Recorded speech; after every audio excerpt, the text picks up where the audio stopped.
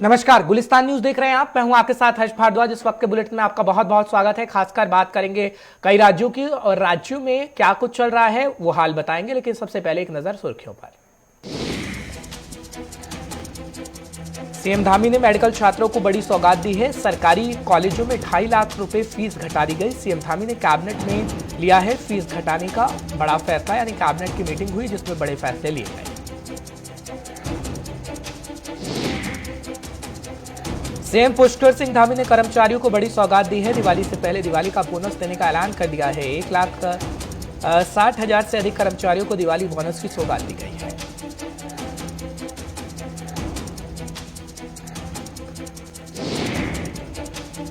और देवभूमि में कोरोना की रफ्तार में बेहद कमी आ गई है। 24 घंटे में महज 9 संक्रमित मामले सामने आए हैं। 10 मरीज ठीक होकर घर भी पहुंचे हैं। सक्रिय मामलों की संख्या 140 के ऊपर पहुंची।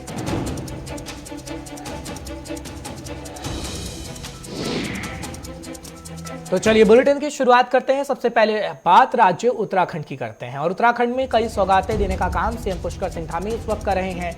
बड़ी जानकारी उस वक्त की आपको दे दें। सीएम धामी ने मेडिकल छात्रों को बड़ी सौगात देने का काम किया है। खासतौर पर सरकारी कॉलेजों में 2.5 लाख रुपए फीस को घटा दिया गया है। खबर इस वक्त की बड़ी आपको दे रहे हैं। सीएम धामी कैबिनेट ने फीस घटाने का फैसला किया है और ये कहा जा रहा है कि बच्चों का भविष्य खासतौर पर बेहतर हो सकेगा, क्योंकि खासतौर पर जो छात्र होते हैं उत्तराखंड के बाहर एडमिशन लेने के लिए जाते हैं, लेकिन अब ये फैसिलिटी उत्तराखंड के अंदर ही मिलेगी और मेडिकल जो छात्र होते हैं उनको बड़ी सौगात देने का काम सीएम पुष्कर सिंह धामी की तरफ से किया गया है। फिलहाल बड़ी खबर, बड़ी जानकारी आपको दे रहे हैं। सरकारी कॉलेजों में 2.5 लाख रुपए फीस को घटा दिया गया है। सीएम धामी कैबिनेट की तरफ से ये फैसला लिया गया, क्योंकि कल जब सीएम पुष्कर सिंह धामी देहरादून में बोल रहे थे तो ये कहा जा रहा था कि कैबिनेट की बैठक होगी जिसमें कई अहम फैसले लिए जाएंगे और ऐसा हुआ भी है। कैबिनेट की बैठक में कई अहम फैसले लिए गए हैं, जिसमें से एक फैसला ये है कि मेडिकल छात्रों को बड़ी सौगात देने का काम किया गया है और खासतौर पर ये जानकारी गुलिस्तान न्यूज आप तक पहुंचा रहा है। क्योंकि उत्तराखंड का जिक्र करते हैं तो उत्तराखंड में आगे आने वाले समय में चुनाव है और 2022 के अंदर चुनाव होंगे,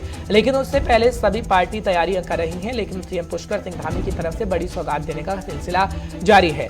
धनराज गर्ग इस वक्त फोन लाइन पर हमारे साथ जुड़ रहे हैं। हमारे संवाददाता तमाम जानकारी आप तक पहुंचाने की पूरी कोशिश करेंगे। धनराज, क्या जानकारी आपके पास इस वक्त है, क्योंकि मेडिकल छात्रों को बड़ी सौगात देते हुए सीएम पुष्कर सिंह धामी नजर आ रहे हैं।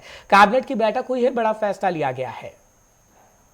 बिल्कुल, जिस तरीके से कल कैबिनेट की बैठक हुई है जिसमें मुख्यमंत्री पुष्कर सिंह धामी की अध्यक्षता में बैठक की गई है और एक बड़ा ही फैसला एक छात्रों के हित में लिया गया है, जिसमें साफ तौर पे आपको बता दें कि मेडिकल के जो छात्र थे, एमबीबीएस के छात्र, सरकारी स्कूल के जो छात्र हैं उनको कहीं ना कहीं एक बड़ी राहत दी गई है, क्योंकि उनकी फीस 4.5 लाख रुपए थी और उनकी काफी समय से मांग चल रही थी, जिसको लेकर वो धरना प्रदर्शन भी करते हुए नजर आ रहे थे। लेकिन अब मुख्यमंत्री पुष्कर सिंह धामी ने एक राहत देते हुए छात्रों को उनकी फीस को घटा दिया है और 2.5 लाख रुपए फीस कम कर दी गई है। तो कहीं ना कहीं इससे बड़ा एक फैसला यह माना जा सकता है, क्योंकि इससे काफी छात्रों को एक राहत मिलने की उम्मीद जगी है और जिस तरीके से कहीं ना कहीं जिस तरीके से ये राहत मिली है तो छात्रों को एक तरीके से कहा जा सकता है कि उत्तराखंड को अब नए डॉक्टर मिलने में कोई दिक्कत नहीं होगी। जी ठीक है, लेकिन आगे आने वाले समय में जब हम देखते हैं कि खास तौर पर मेडिकल छात्र अब दिल्ली का रुख करते हैं या फिर जहां पर उन्हें उम्मीद लगती है कि कम फीस है वहां जाते हैं, पर क्या अब उत्तराखंड में जब उन्हें सहूलियत मिल रही है तो क्या देखने को खास तौर पर मिलेगा कि छात्र उत्तराखंड में रहकर ही मेडिकल की पढ़ाई कर सकेंगे और अपनी सेवाएं भी आगे आने वाले समय में उत्तराखंड को दे सकेंगे? जी हाँ, बिल्कुल। जिस तरीके से देखा गया कि जब छात्रों को यहाँ पर फीस महंगी पड़ती थी तो कहीं ना कहीं वो दिल्ली या अन्य राज्यों का रुख जरूर करते थे, लेकिन अब जब उत्तराखंड में ही उनको कम दामों में अच्छी पढ़ाई मिल पाएगी और वो डॉक्टर बन पाएंगे तो कहीं ना कहीं पहाड़ के जो क्षेत्र है जहाँ पर डॉक्टर जाना पसंद नहीं करते हैं, तो कहीं ना कहीं वहाँ पर छात्र ये डॉक्टरी करने के बाद वहाँ पर पहुंचेंगे और एक सुविधा जनता को भी जरूर मिलेगी, क्योंकि जिस तरीके से देखा गया कि पहाड़ों में डॉक्टरों की कमी लगातार देखने को मिलती है। लेकिन अब जिस तरीके से फीस कम की गई है तो कहीं ना कहीं छात्रों को एक मौका मिला है डॉक्टर बनने का, तो अब डॉक्टर बनने के बाद वो पहाड़ों का रुख जरूर करेंगे और पहाड़ों की जनता को कहीं ना कहीं उससे सुविधा जरूर मिलेगी। यार ठीक है धनराज, एक आखिरी सवाल, क्योंकि सुविधाओं का दौर तो हम देख रहे हैं, लेकिन क्या ये सुविधाओं का दौर आगे भी यूं ही चलने वाला है? क्योंकि अभी चुनाव है 2022 के अंदर और उससे पहले बड़ी सौगात देने का सिलसिला जारी है, लेकिन क्या चुनाव के बाद भी अगर सरकार आती है, सत्ता में वापसी करती है, तो वाकई हम देखेंगे कि जो सिलसिलेवार ढंग से सौगात दी जा रही है उस पर अमल किया जाएगा? जी हर्ष, बिल्कुल कहीं ना कहीं जिस तरीके से 2022 का चुनाव नजदीक है और जिसको देखते हुए साफ तौर पर कहा जा सकता है कि कहीं ना कहीं छात्रों को मनाने की कोशिश यहाँ पर की गई है, क्योंकि काफी समय से छात्र नाराज चल रहे थे फीस को लेकर। फीस की बढ़ोतरी इतनी ज्यादा कर दी गई थी कि छात्रों के देने लायक वो फीस नहीं थी, तो उसको कहीं ना कहीं राहत जरूर मिली है छात्रों को। लेकिन आगे आने वाला समय ही बताएगा कि आखिर ये जो छात्रों की फीस कम की गई है वो कब तक चलेगी, क्योंकि 2022 का चुनाव नजदीक है। नई सरकार आने में ज्यादा समय नहीं है, थोड़ा ही समय नई सरकार बनने में रह गया है। अब ये तो देखने वाली बात होगी कि कांग्रेस की सरकार आती है या बीजेपी की सरकार आती है। अगर बीजेपी की सरकार आती है तो लाजिमी है कि जो योजनाएं निकाली गई हैं, जो फीस कम की गई है, वो लगातार चलती रहेगी। लेकिन यदि कांग्रेस की सरकार आती है तो अब वो देखने वाली बात होगी कि क्या कांग्रेस उस फीस को बढ़ाएगी या जो फीस कम की गई है वो झुकी तो रहेगी, जिससे छात्रों को लाभ मिल पाएगा। जी ठीक है, बहुत बहुत शुक्रिया धनराज तमाम जानकारी पहुंचाने के लिए, दर्शकों को अपडेट रखने के लिए। फिलहाल बढ़ते हैं आगे, बात एक और बड़ी जानकारी की करते हैं, क्योंकि कर्मचारियों को भी तोहफा दिया गया है। सीएम पुष्कर सिंह धामी ने कर्मचारियों को कई बड़ी सौगात देने का काम किया है। खबर यह है कि दिवाली से पहले दिवाली का बोनस देने का ऐलान कर दिया गया है, और खबर यह भी मिल रही है कि 1,60,000 से अधिक कर्मचारियों को दिवाली बोनस की सौगात दी गई है, और 4800 ग्रेड पे वाले कर्मचारियों को 7,000 रुपये और दैनिक वेतन भोगी कर्मचारियों को 11 ये कहा जा रहा है कि जो बोनस होगा वो खासतौर पर मिलेगा, क्योंकि 4800 ग्रेड पे वाले कर्मचारियों को 7,000 रुपये बोनस देने की बात कही गई है। तो ये अलग अलग जानकारी हम आपको फटाफट से पहुंचा रहे हैं। फिलहाल बड़ी खबर, बड़ी जानकारी इस वक्त ही सामने आ रही है, वो जो देने की कोशिश कर रहे हैं कि आखिर क्या खबर है। थोड़ी देर में हमारे संवाददाता जुड़ेंगे तो आप तक पूरी जानकारी पहुंचाने का काम करेंगे। फिलहाल संचित शर्मा इस वक्त हमारे साथ जुड़ रहे हैं, हमारे संवाददाता तमाम जानकारी आप तक पहुंचाएंगे। संचित, बहुत बहुत शुक्रिया हमारे साथ जुड़ने के लिए। संचित, क्या खबर आपके पास भी है, क्योंकि कहा जा रहा है कि कर्मचारियों को सौगात देने का काम पुष्कर सिंह धामी की तरफ से करा गया है और दिवाली का बोनस पहले ही दे दिया गया है। कितना असर छोड़ रहे हैं सीएम पुष्कर सिंह धामी की आगे आने वाले समय में एक बार फिर से बीजेपी की सरकार बनाई जा सके? देखिए आज जिस तरीके से दिवाली बोनस की बात करें तो कर्मचारियों को दिवाली बोनस देने की बात पुष्कर सिंह धामी ने कही, और कल कैबिनेट में कई जो अहम फैसले होने थे उन पे मोहर लग गई है। जैसे मेडिकल जो छात्र थे उनकी फीस को कम कर दिया गया और साथ ही साथ तमाम बड़े फैसले लिए गए। तो कहीं ना कहीं आप देखिए कि जो युवा वर्ग है, आप कर्मचारी वर्ग देखिए और भी वर्ग देखिए जिससे लगातार सरकार के खिलाफ आंदोलन चल रहा था, सरकार के खिलाफ वो बिगड़ चुके हुए थे। इसको लेकर के आप देखिए लगातार जो कैबिनेट हुई, कल कैबिनेट मोहर लगी है और तमाम तरीके के जो फैसले हैं उन पर मोहर लगा दी गई है जनता के हित में होने थे। क्योंकि तमाम जो पिछले जो पूर्व मुख्यमंत्री है उनके समय से पेंडिंग चल रहे थे, लेकिन उसके बाद अब देखिए उन पर मोहर लगा दी। और साथ ही साथ अगर बात करें कर्मचारियों को लेकर के, तो उनको दिवाली बोनस देने के साथ ही साथ कर्मचारियों को मैनेज करने का भी काम किया गया है। लेकिन जिस तरीके से कर्मचारी नाराज चल रहे थे उसको लेकर के उन्हें दिवाली बोनस और बीच में आपने देखा कि कई कर्मचारी भत्ते को लेकर के भी थे, उनके भत्ते भी बढ़ाए गए। तो आप अंदाजा लगा सकते हैं कि धामी सरकार इस वक्त हर वर्ग को लेकर के कितनी सजग है और हर वर्ग को लेकर के आए दिन नए नए फैसले निकाल रही है, नए नए उनको सौगातें दे रही है, जिससे तो हर वर्ग की बात करें, युवा वर्ग की बात करें, कर्मचारी वर्ग की बात करें, सैन्य वर्ग की बात करें, ये सारे ही वर्ग अब पुष्कर सिंह धामी के फेवरेट बुक में नजर आते हैं। और साथ ही साथ पुष्कर सिंह धामी की जो फैन फॉलोइंग की बात करें उत्तराखंड के अंदर, वो भी इन फैसलों से बढ़ती हुई नजर आती है।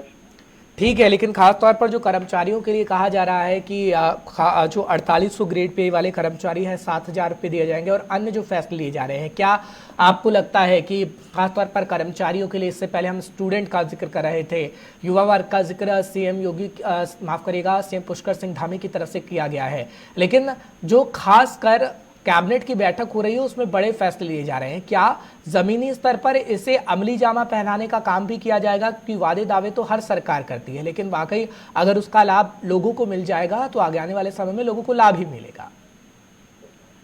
देखिए बिल्कुल, जो फैसले कैबिनेट में लिए गए, कल की कैबिनेट में जो फैसले लिए गए उसके बाद उनको जब मीडिया को बताया गया कि कैबिनेट में प्रस्तावित जो विषय थे इनको पास कर दिया गया, तो कहीं ना कहीं देखिए कर्मचारी वर्ग को भी उसमें लाया गया, कर्मचारियों के बारे में उसमें सोचा गया। साथ ही साथ एक बड़ा मुद्दा मेडिकल को लेकर के था, क्योंकि आप देखिए मेडिकल छात्र जो थे पूरे उत्तराखंड की अगर बात करें और पूरे तमाम अगर देश की बात करें, भारतवर्ष की अगर बात करें, तो किसी भी स्टेट के मेडिकल कॉलेज में सरकारी कॉलेज की इतनी फीस थी जितनी उत्तराखंड के अंदर थी। तो उसको लेकर के जो परेशानी जो मेडिकल छात्रों का एमबीबीएस करते हैं उनको आ रही थी, उसको लेकर के लगातार वो इस चीज के खिलाफ सरकार के सरकार का विरोध लगातार करते नजर आए। तो कहीं ना कहीं उसका नुकसान भी 2022 के चुनाव में सरकार को हो सकता था। तो इसी को लेकर के पूर्व में जो मुख्यमंत्री रहे, चाहे वो त्रिवेंद्र सिंह रावत हो, चाहे वो तीरथ सिंह रावत हो, दोनों के ही कार्यकाल में उस चीज की सुनवाई नहीं हुई। तो कहीं ना कहीं बीजेपी सरकार से जो युवा वर्ग था थोड़ा नाराज चल रहा था, और तरीके उसके बाद युवा वर्ग को मैनेज करने का काम किया। और अब मेडिकल छात्रों को लेकर के जो फैसला लिया गया उससे आप अंदाजा लगा सकते हैं कि सरकार हर वर्ग को लेकर के साथ चलना चाहती है, क्योंकि धामी के ऊपर जो जिम्मेदारी की अगर बात करें 2022 के चुनाव की है, समय काफी कम है, धामी सरकार को भी बने हुए कभी कम समय हुआ है। साथ ही साथ आप देखिए जो फैसले उन्होंने अपने कम समय में लिए, 300 से ज्यादा फैसले उन्होंने ले चुके हैं। तो कहीं ना कहीं अंदाजा लगा सकते हैं कि सरकार जो जितनी जल्द से जल्द जो फैसले निकाली वो सारे ही जनता के जो हित के मुद्दे बीते 4.5 साल में पेंडिंग थे उसको लेकर के धामी सरकार काम कर रही है। तो धामी का जो काम करने का स्टाइल है उससे कहीं ना कहीं जनता तो खुश है ही है, लेकिन जिस तरीके से भारतीय जनता पार्टी के अंदर एंटी इनकम बेसिस का फैक्टर देखने के लिए मिल रहा था, उसको भी कहीं ना कहीं पुष्कर सिंह धामी ने मैनेज किया है। और आप देखिए इसका फायदा डायरेक्ट जो 2022 के चुनाव होने उसमें जनता को भी मिलेगा, और धामी सरकार तो इसका फायदा लेगी। ठीक है संचित खैरिए, तो वक्त ही बता पाएगा 2022 के अंदर कितना फायदा मिलेगा। बहुत बहुत शुक्रिया तमाम जानकारी पहुंचाने के लिए। फिलहाल बढ़ते आगे और सीएम पुष्कर सिंह धामी का ही जिक्र करते हैं, क्योंकि उत्तराखंड में बेरोजगार लोगों को रोजगार मिलेगा। ये खबर है 764 करोड़ के औद्योगिक पूंजी निवेश को सरकार ने मंजूरी दे दी है। 3000 से ज्यादा लोगों को रोजगार मिलेगा। उद्यमियों की समस्याओं का त्वरित निपटारा हो, सीएम धामी की तरफ से ये कहा गया है। फिलहाल आपको बड़ी खबर, बड़ी जानकारी दे रहे हैं, क्योंकि रोजगार को लेकर ये खबर है। क्योंकि अगर बात कांग्रेस की करें तो रोजगार गारंटी की बात कांग्रेस भी कर रही है, आम आदमी पार्टी भी कर रही है, लेकिन सीएम पुष्कर सिंह धामी ने पहले ही दांव खेल दिया है। और उत्तराखंड बेरोजगार लोगों को रोजगार मिलेगा, जो उत्तराखंड के अंदर लोग रहते हैं खासकर, क्योंकि ये कहा जा रहा है कि 764 करोड़ के औद्योगिक पूंजी निवेश को सरकार ने कैबिनेट बैठक के दौरान मंजूरी दे दी है। और खबर इस वक्त की बड़ी आपको बताने की कोशिश कर रहे हैं कि किस तरीके से सीएम पुष्कर सिंह धामी बड़े फैसले ले रहे हैं। और कैबिनेट की बैठक में जब बड़े फैसले लिए जा रहे हैं तो कहीं ना कहीं लोगों में ये विश्वास जताने की कोशिश की जा रही है कि बीजेपी काम कर रही है, आगे आने वाले समय में और काम करेगी, विकास करेगी, और विकास की ओर उत्तराखंड को ले जाएगी, ये बीजेपी बताने की कोशिश कर रही है। फिलहाल आपको जानकारी इस वक्त की बड़ी उत्तराखंड से दे रहे हैं कि किस तरीके से 764 करोड़ के औद्योगिक पूंजी निवेश को सरकार से मंजूरी मिल गई है, यानी कैबिनेट से मंजूरी मिल गई है। और बेरोजगार लोगों को रोजगार का तोहफा दे रही है सीएम पुष्कर सिंह धामी की सरकार। फिलहाल बड़ी खबर, बड़ी जानकारी आप तक पहुंचा रहे हैं इस वक्त की खबर क्या है। और जानकारी जो इस वक्त मिल रही है वो खास तौर पर यही है कि जो लाभ है ये खास तौर पर 3000 से ज़्यादा लोगों को मिल पाएगा, और 3000 से ज़्यादा लोगों को रोजगार भी मिल पाएगा, क्योंकि निवेश को सरकार ने मंजूरी दे दी है। और ये निवेश 764 करोड़ का बताया जाता है। फिलहाल बड़ी खबर, बड़ी जानकारी आप तक पहुंचा रहे हैं। फिलहाल एक और बड़ी खबर आपको फटाफट से देते हैं। उत्तराखंड स्वास्थ्य विभाग ने भी एक बड़ा फैसला ले लिया है। वो फैसला क्या है वो भी आपके टीवी स्क्रीन पर है। सभी सरकारी अस्पतालों में निःशुल्क दवाइयां मिल सकेंगी। और खबर ये भी मिल रही है कि स्वास्थ्य मंत्री ने स्वास्थ्य विभाग राष्ट्रीय स्वास्थ्य मिशन की समीक्षा की है। खबर इस वक्त की आपको बड़ी दे रहे हैं। खासतौर पर स्वास्थ्य मंत्री ने अधिकारियों को जमकर फटकार भी लगाई है। खबर इस वक्त की बड़ी है, बड़ी जानकारी दे रहे हैं। उत्तराखंड स्वास्थ्य विभाग ने एक बड़ा फैसला लिया है और सभी सरकारी अस्पतालों में, जो सरकारी अस्पताल होते हैं उसमें निःशुल्क दवाइयां मिल सकेंगी खास तौर पर। और स्वास्थ्य मंत्री ने अधिकारियों को जमकर फटकार भी लगाने का काम किया है, क्योंकि निःशुल्क दवाइयां मिल सकेंगी और अधिकारियों को फटकार भी लगाई गई है। बड़ी जानकारी, बड़ी खबर इस वक्त की आपको दे रहे हैं। फिलहाल एक और बड़ी जानकारी मिल रही है वो उत्तराखंड से आपको देते हैं। हरीश रावत लगातार कटाक्ष कर रहे हैं, तो उत्तराखंड में चुनाव से पहले चुनावी हलचल तेज हो गई है। हरीश रावत ने बड़ा ऐलान किया है, कांग्रेस सत्ता में आती है तो 2 साल के भीतर नए जिले का ऐलान कर दिया जाएगा। बीजेपी सरकार नए जिलों के मसले पर कोई निर्णय नहीं ले पा रही है। फिलहाल बड़ी खबर आपको दे रहे हैं कि हरीश रावत की तरफ से लगातार सरकार पर कटाक्ष करने का काम किया जा रहा है। और ये कहा जा रहा है कि बीजेपी ने जो नए जिले बनाने की बात कही थी वो बीजेपी नहीं कर पाई है। फिलहाल हरीश रावत इस वक्त एक्शन में नजर आ रहे हैं। हरीश रावत की तरफ से बड़ी बातें कही जा रही हैं, क्योंकि हरीश रावत कल ही केदारनाथ पहुंचे और वहां पर आशीर्वाद लिया गया बाबा का, और कह रहे हैं कि सत्ता में कांग्रेस की वापसी जल्द से जल्द हो पाएगी। फिलहाल कांग्रेस का जिक्र करते हैं तो कांग्रेस पूरी उत्तराखंड में जद्दोजहद कर रही है। बीजेपी सरकार नए जिलों के मसले पर कोई निर्णय नहीं ले पा रही है। ये हरीश रावत की तरफ से, जो पूर्व मुख्यमंत्री उत्तराखंड के रहे हैं, उनकी तरफ से कहा गया है। फिलहाल बड़ी खबर, बड़ी जानकारी आपको देने की कोशिश कर रहे हैं और खबर इस वक्त की बड़ी दे रहे हैं। फिलहाल बढ़ते आगे बात डेंगू के कहर की करते हैं कि दिल्ली से उत्तराखंड तक डेंगू का कहर देखने को मिल रहा है। देवभूमि में डेंगू का कहर इस वक्त भी जारी है। खासतौर पर बड़ी जानकारी आपको दे रहे हैं। हरिद्वार में डेंगू के 73 नए मरीज सामने आ गए हैं और जिले में बढ़कर संख्या 343 की हो गई है पीड़ितों की। ये खबर इस वक्त की आपको पहुंचा रहे हैं। स्वास्थ्य विभाग में हड़कंप मच गया है। बड़ी खबर, बड़ी जानकारी इस वक्त की आपको पहुंचाने की कोशिश कर रहे हैं क्योंकि देवभूमि में डेंगू का कहर देखने को मिल रहा है और डेंगू का डंक कहीं ना कहीं लोगों को परेशान कर रहा है। बात अगर उत्तराखंड की करें तो उत्तराखंड के अंदर संख्या आपको बता रहे हैं हरिद्वार के अंदर सिर्फ, क्योंकि हरिद्वार के अंदर डेंगू के 73 और नए मरीज सामने आ गए हैं और जिले में संख्या 343 की पहुंच गई है। जो पीड़ितों की संख्या है वो 343 की पहुंची है।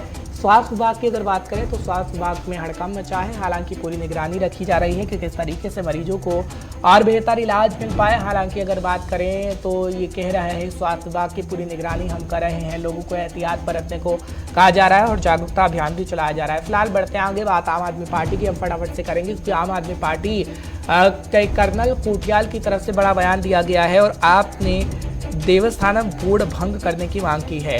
30 अक्टूबर तक फैसला न होने पर आंदोलन की चेतावनी दी गई है। ये भी कर्नल कोटियाल की तरफ से कहा गया है। सरकार को तत्काल बोर्ड को भंग देना चाहिए, ये भी कर्नल कोटियाल की तरफ से कहा जा रहा है। फिलहाल आम आदमी पार्टी की खबर आपको बता रहे हैं जब कर्नल कोटियाल ने बड़ा बयान दिया है क्योंकि सीएम का चेहरा है ये आम आदमी पार्टी के और कई मुद्दों पर इस वक्त एक्टिव नजर आ रहे हैं और सरकार को भी घेरा जा रहा है। विशाखा चौधरी इस वक्त हमारे साथ जुड़ चुकी हैं फोन लाइन पर। तमाम जानकारी आप तक पहुंचाने की पूरी कोशिश करेंगी। विशाखा, क्या जानकारी आपके पास भी है क्योंकि देवस्थानम बोर्ड को लेकर अंतरिम रिपोर्ट सीएम के पास पहुंच चुकी है और सीएम इससे जल्दी हल निकालने की कोशिश कर रहे हैं, लेकिन विपक्षी पार्टियां लगातार देवस्थानम बोर्ड को लेकर इस वक्त हमलावर होती नजर आ रही हैं और उनमें से एक है आम आदमी पार्टी। इस तरह से कांग्रेस ने हरीश रावत ने दावा किया था कि देवस्थानम बोर्ड को राज्य सरकार के द्वारा, मुख्यमंत्री के द्वारा रद्द किया जाए, नहीं तो वो उपवास पर बैठेंगे। तो ठीक वैसे ही एक विपक्षी पार्टी के तौर पर फिलहाल आम आदमी पार्टी ने भी यही जो दावे हैं और जो जनता के सामने अपील है वो की है कि राज्य सरकार को फिलहाल जो देवस्थानम बोर्ड है उसको जल्द से जल्द भंग कर देना चाहिए क्योंकि वो जो पुरोहित है, जो पुरोहित जवान के उनके हितों में नहीं है। और फिलहाल कर्नल जो अजय कोटियाल है उनकी तरफ से ऐसा कहा गया है। और देखिए, जाहिर तौर पर जो अंतरिम रिपोर्ट है कमेटी की, जो कमेटी बनाई गई थी देवस्थानम बोर्ड के तमाम मुद्दों को लेकर, तो उसकी जो रिपोर्ट है वो मुख्यमंत्री के पास पहुंच चुकी है। लेकिन उसके बावजूद अभी जो फैसला है वो राज्य सरकार के द्वारा, मुख्यमंत्री के द्वारा नहीं लिया गया है। तो कहीं ना कहीं इस देरी को जो विपक्षी पार्टियां हैं वो अपने फेवर में भुनाना चाहती है, अपने पक्ष में लाना चाहती है। इसीलिए कांग्रेस के बाद आम आदमी पार्टी ने भी अब जो देवस्थानम बोर्ड का मुद्दा है वो उठाया है और कहीं ना कहीं विपक्षी पार्टी के तौर पर जो राज्य सरकार की या सत्ता पक्ष की जो कमी है उसको अपने फेवर में बुझाने की पूरी कोशिश की। ठीक है विशाखा, लेकिन आगे आने वाले समय में आप क्या देखती हैं, क्या जो ये मुद्दे उठाए जा रहे हैं, क्योंकि लगभग सभी पार्टियों के मुद्दे एक ही हैं। फ्री की बातें हर कोई कर रहा है, चाहे फिर हम बात करें कांग्रेस की, आम आदमी पार्टी की या बीजेपी की। और रोजगार गारंटी का वादा हर कोई कर रहा है। रोजगार गारंटी का वादा अभी सीएम पुष्कर सिंह धामी ने कैबिनेट फैसले के दौरान भी किया है और रोजगार गारंटी का वादा आम आदमी पार्टी भी कर रही है, हरीश रावत भी कर रहे हैं। तो सभी के लगभग वादे एक ही जैसे हैं, पर आखिर जनता किस पर विश्वास करेगी? क्या जनता इस वक्त कंफ्यूजन में है कि हाँ, खासतौर पर त्रिकोणीय मुकाबला देखने को मिलेगा तो एक नई पार्टी भी आ रही है मैदान में, उसको मौका दिया जाए या बीजेपी को दोबारा से मौका दे या फिर कांग्रेस सत्ता में वापसी करे? तो क्या जमीनी हालात आप देखती हैं और जनता के मन में इस वक्त क्या है? जी बिल्कुल हर्ष, देखिए जनता को फिलहाल अभी आप कहिए कि हर जो पार्टी है उत्तराखंड का, जो तीनों राजनीतिक दल है, उन्होंने कहीं ना कहीं जनता के सामने एक रेंज प्रोवाइड कराई है, एक दृष्टिकोण दिया है कि इस पार्टी का जो यह मुद्दा है वो यही रहेगा। भारतीय जनता पार्टी ने जिस तरह से अभी काम किया, मुख्यमंत्री के द्वारा जो काम किया गया है, कहीं ना कहीं भारतीय जनता पार्टी की जो कमियां रही है पिछले 4 साल में उनको इस तरह में दूर करने का पूरा प्रयास किया गया है। दूसरी तरफ कांग्रेस की पिछले कुछ सालों में जो मजबूती रही है, जब सत्ता में थी, कांग्रेस ने अपनी मजबूतियों को जनता के बीच ले जाने का जो कार्य है वो किया है। तीसरी पार्टी आम आदमी पार्टी जो एक नई पार्टी है, उससे जो इन दोनों की कमियां हैं और इन दोनों के द्वारा जो मुद्दे छूट गए हैं या जो जाहिर तौर पर जनता के बीच जो जमीनी मुद्दे हैं उनको लेकर आम आदमी पार्टी पहुंच रही है। देखिए, चुनाव में जनता किसका साथ देगी, किस सीट से कौन सा उम्मीदवार किस पार्टी का निकलेगा, यह समय बताएगा। लेकिन फिलहाल उत्तराखंड का जो विधानसभा चुनाव होगा वो बहुत दिलचस्प होने वाला है और तमाम जो चीजें हैं तमाम राजनीतिक दलों के द्वारा वो जमीनी स्तर पर फिलहाल की जा रही है। ठीक है विशाखा, बहुत बहुत शुक्रिया तमाम जानकारी पहुंचाने के लिए, दर्शकों को अपडेट रखने के लिए। फिलहाल बढ़ते हैं आगे, बात आम आदमी पार्टी का ही जिक्र करते हैं क्योंकि आम आदमी पार्टी लगातार बीजेपी पर कटाक्ष कर रही है और आम आदमी पार्टी बीजेपी के कामों का हिसाब मांगने की कोशिश कर रही है और बीजेपी ये कह रही है कि आम आदमी पार्टी सिर्फ और सिर्फ राजनीति करने की कोशिश कर रही है। फिलहाल आपने बीजेपी पर सीधा सीधा वार किया है और खासतौर पर आपको बता रहे हैं कि आम आदमी पार्टी ने उत्तराखंड में एक नए तरह की राजनीति की शुरुआत की है। दरअसल पार्टी सत्तारूढ़ बीजेपी से अपने कार्यकाल में किए गए 5 साल के कार्यों की जानकारी मांग रही है। दिल्ली के उप मुख्यमंत्री मनीष सिसोदिया भी इसी प्रकार की जानकारी उत्तराखंड बीजेपी सरकार से मांग चुके हैं और सरकार कहीं ना कहीं हमलावर होती हुई नजर आ रही है खासतौर पर, और ये सरकार पर आरोप लगा रही है दिल्ली की ये आम आदमी पार्टी के मुखिया केजरीवाल की खासतौर पर उत्तराखंड में विकास के वादे किए गए थे लेकिन इन 5 सालों में बीजेपी ने कोई विकास नहीं किया, लेकिन आम आदमी पार्टी करेगी। तो कटाक्ष एक तरीके से आम आदमी पार्टी का हो रहा है।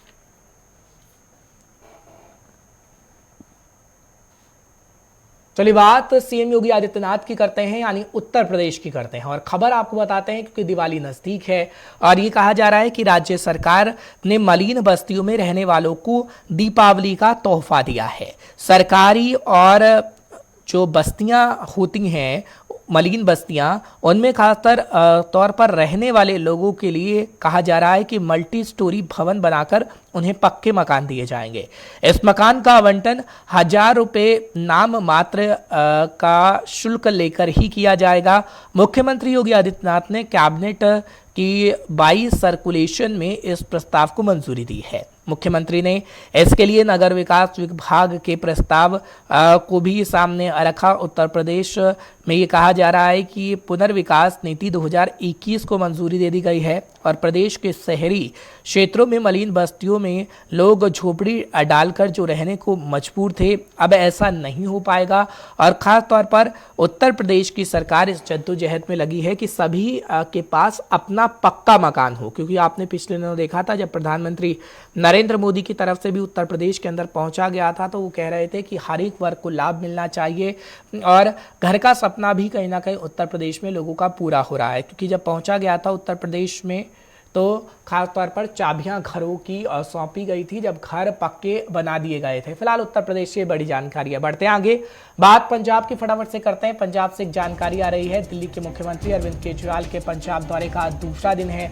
खबर बड़ी आपको दे रहे हैं, खासतौर पर आज बठिंडा में उद्योगपतियों और लोकल ट्रेडर से मुलाकात करते हुए नजर आएंगे और बड़ी खबर यह भी है कि कारोबारियों की मुश्किल पर चिंतन करेंगे सीएम अरविंद केजरीवाल। खबर इस वक्त की बड़ी आपको दे रहे हैं, कल मानेसर में किसानों के साथ संवाद करते हुए अरविंद केजरीवाल नजर आए थे, लेकिन आज कारोबारियों और उद्योगपतियों से मुलाकात की जाएगी। बड़ी खबर, बड़ी जानकारी आपको दे रहे हैं पंजाब से, क्योंकि पंजाब के दौरे पर इस वक्त केजरीवाल है। नवदीप छाबड़ा इस वक्त हमारे साथ जुड़ रहे हैं, हमारे सीनियर साथी हैं, पंजाब से रीजनल हेड है। नवदीप बहुत बहुत शुक्रिया हमारे साथ जुड़ने के लिए।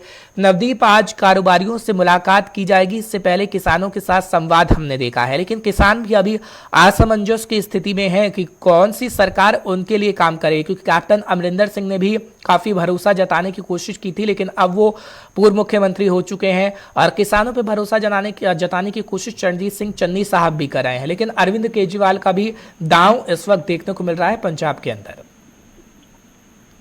देखिए, आज बिल्कुल पंजाब के अंदर अरविंद केजरीवाल लगातार, चाहे वो किसान हो या फिर व्यापारी, छोटे ट्रेडर, आम दुकानदार, लगातार वो अपने जो दौरे कर रहे हैं पंजाब से और उन दौरों के दौरान अपना वो संवाद इन लोगों के साथ जरूर कर रहे हैं और एक संदेश देने का प्रयास किया जा रहा है कि अगर उनकी सरकार सत्ता में आती है, अगर आम आदमी पार्टी को मौका मिलता है, तो जो उनकी एक तरह की प्रॉब्लम है जिनको आज तक बाकी सरकारों ने एड्रेस नहीं किया है या फिर उन मुद्दों को लेकर जहाँ पर लेट लतीफी अक्सर देखने को मिलती है, उन मुद्दों का समाधान, उन मुश्किलों का समाधान समय रहते जो है वो किया जाएगा।